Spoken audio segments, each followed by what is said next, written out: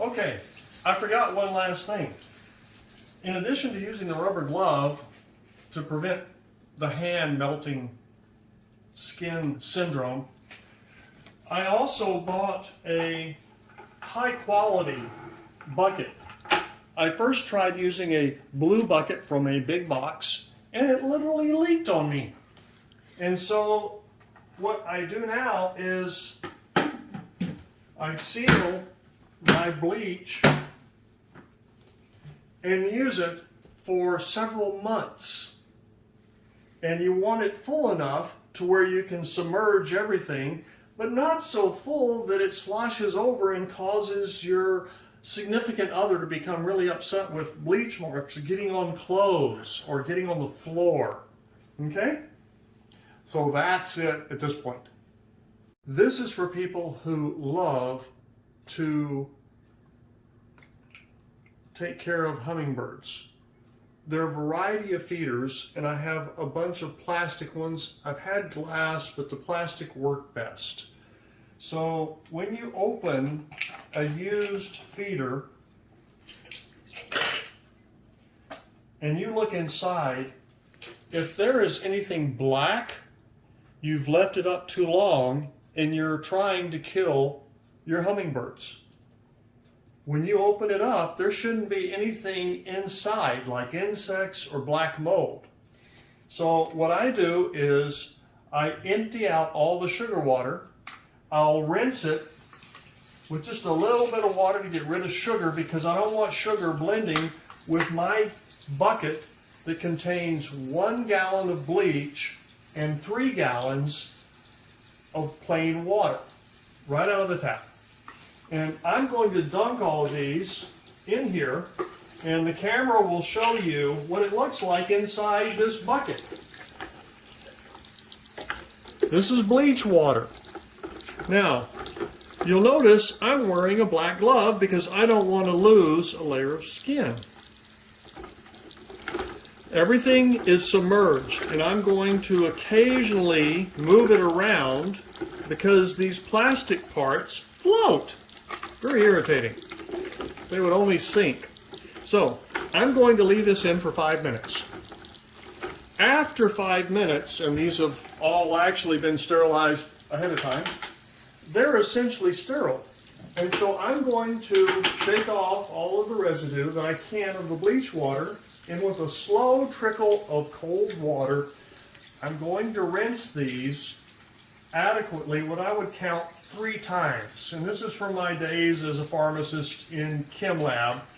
And every time you rinse by 1, you're getting 0.99, 0.99. So eventually what you end up with is no bleach left on any of the plastic because bleach will kill your hummers.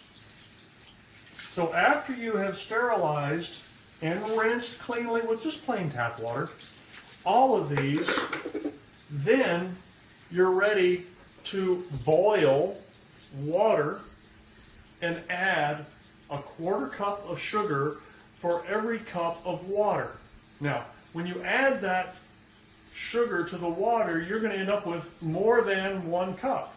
So the way to do it is to shorten the amount of water that you boil to less, so that when you add the volume of sugar, you still end up with enough to be able to fill only, carefully so I don't have bleach up my sleeve,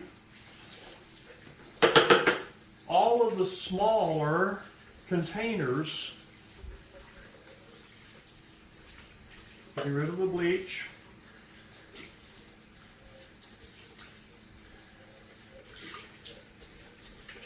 You want smaller containers because that means you'll have to change them more often, and you won't run the risk with a big one of growing a lot of fungus that causes any of your hummingbirds to have little black fungus balls on the end of their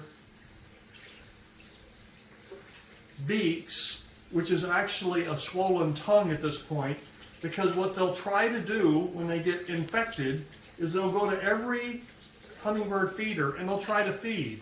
And all they will be doing is introducing fungus to every feeder, which in turn can affect every hummingbird who comes to rely on you for sustenance.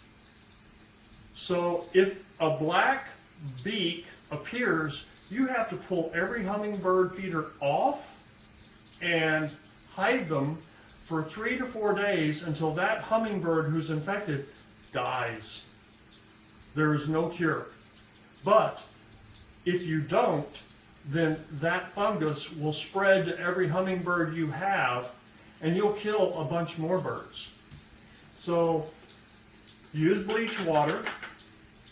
Boil the water you're going to make sugar water with. Follow the 1 cup of sugar for every cup of water ratio. You don't need red food coloring. And you'll have a bunch of happy hummers. We chase away, or we watch 6, 8, 10, 12 hummers in the evening, all getting their sugar fix right before sundown, and it's really fascinating to watch.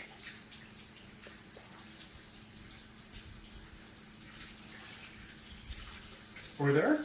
No, okay, great. My camera person, my wife, just pointed out that I was wrong. It's not 1 cup, it's 1/4 cup of sugar for every cup of water. I'm just so used to ladling out the 1/4 cup from our sugar dispenser that I was thinking incorrectly, but it's 1/4 cup of sugar for every cup of water. But if you start by boiling, say, 2 cups of water in a 4-cup glass measuring cup, then by the time you've added 4 1/4 cups of sugar and you top it off to the 4-cup measure here, both with water, and I actually use ice to cool it off if I'm in a hurry, then you end up with the appropriate ratio. Now I'll also point out that when I boil my water, I'm using reverse osmosis water, which is technically sterile. The water coming out of a reverse osmosis system has gone through a 0.1 micron filter. As a pharmacist who designed high-risk sterile pharmacy compounding, I could push something through a 0.2 micron and it would be considered legally sterile. So the osmosis water is actually more than sterile compared to what is pharmaceutically acceptable. So reverse osmosis can be a real good friend, but I boil it anyway because it makes it easier to dissolve the sugar and to sterilize the sugar.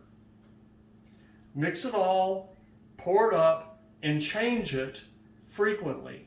We're at a point in the spring where I have to change all these out, and I have 4 out at a time, about every 2 days.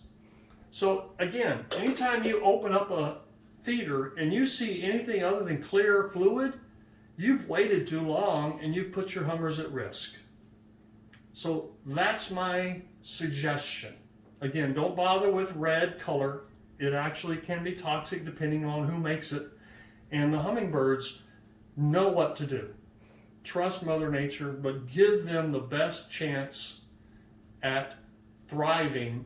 And their babies will come back next year, and instead of only 4 hummers, you may end up with 8 or 10 fighting over a spot at one of the feeders. It's lovely to watch. A quick note about how to dissolve sugar properly in water. I have a little bit more than 4-cup measuring, and I have my reverse osmosis water. I'm going to put it to 2 cups, and 2 cups is going to let me dissolve all of the sugar I need. and still be able to top it off with ice. So I'm going to set this for 444 and start. But what I'm really interested in is when I see bubbles start to form in the water, which varies a little bit depending on your tap water temperature. While this water is cooking, I've got a different cup, and I'm going to measure with my 1/4 cup. 2, 3, 4. Now, my pharmacist friends are going, "Oh my gosh, Carmichael, what are you doing? Not leveling off every measure?" And it doesn't really matter. You can add a little bit of extra. The birds are going to be fine. But the important thing is that you measure a 1/4 cup for every cup of water you're going to eventually have. Now, what I'm going to do is, once this boils, I'll add this, and then I'm going to add crushed ice, which was also made with reverse osmosis water, so it's therefore sterile, and cool it off enough so that when I put it into those plastic feeders, they don't melt. Ready? Okay, so we're less than 440 seconds. We're a little bit short, but I can already see the water boiling. Since the water is boiling, I'm going to stop at this point, and I'm going to rotate it so I don't burn my hand. And we have 2 cups that are essentially sterile from the reverse osmosis and boiling. Now, the reason the boiling is important is not so much for sterilization, although if you don't have a reverse osmosis, yes, you would want to boil that completely and maybe go for a few minutes. And when you drop a little bit in, there should be a little burst of steam, which there was, and you can see that it's dissolved immediately. So now I can add the rest of it. But I add that first little pinch so I don't get this explosion of water coming off. Because when you add something cold to something hot like that, it can just really boil over in terms of spattering. I'm using a clean, sterile ice teaspoon, and you can see that this is already cleared up. So that 1 cup in 2 cups of water dissolves readily when it's boiling. Now, I'm going to add crushed ice from a reverse osmosis source. And to keep it from spattering, I use the spoon. And I come up to just about 2 cups. There we go. And now, I'm going to stir it briskly, like only a pharmacist can, or maybe someone who's a pastry chef from Maine, like the camera holder. And it is now cold enough where if I pour it into these plastic cups, they're not going to melt. It's warm, but it is not melting warm. And I go up, and okay, now what do I do with this? Well, I need a place to set it. So, it's easy to prepare 2 cups at a time. And you don't need to fill it all the way to the top. And once you've done this, and they're stable, then you assemble carefully without touching the inside, the bottom portions, and simply spin it on. Well, they don't have to be dry. As long as you have followed the procedure I showed with the bleach water, they're sterile except where you touch. And as long as you don't touch the inside, you're good. So these 2 are now ready to go out and be hung. And I'll repeat the process for the other 2. Now, I've got extra sugar water. I'm not going to waste it. So when I make the next one, I'm going to be a little bit shorter in terms of how much water or ice I put in so that I don't waste any. That's the best way to keep your hummingbirds alive. and well fed. Thank you.